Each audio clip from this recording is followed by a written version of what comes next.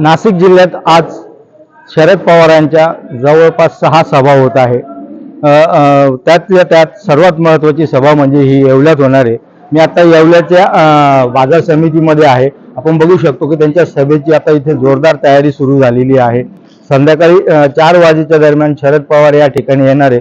छगन भुजबळांचा हा बालेकिल्ला आहे आणि या बालेकिल्ल्यामध्ये शरद पवार नेमकं काय बोलतात याकडे आता सगळ्यांचं लक्ष लागलेलं आहे। काही महिन्यांपूर्वी जेव्हा राष्ट्रवादी फुटली होती त्यावेळेला सर्वात पहिली सभा जी होती ती शरद पवारांनी येवल्यामधून सुरुवात केलेली होती सभेची आणि त्यानंतर ज्या ज्या ठिकाणी त्यांचे उमेदवार जे लोक आमदार होते ते फुटलेले होते त्यांच्या बालेकिल्ल्यामध्ये जाऊन त्यांनी सभा घेतलेली। आजच्या सभेमध्ये नेमकं आता आपण बघू शकतो की इथे जी तयारी आहे ती जोरदारपणे तयारी सुरू आहे। नेमकं शरद पवार या ठिकाणी येऊन भुजबळांबद्दल काही बोलणार का आणि त्यातही जरांगे फॅक्टर हा किती महत्त्वाचा ठरणार हे पाहणं खूप महत्त्वाचं ठरणार आहे। अजय सोनवणे, साम टीव्ही, येवला।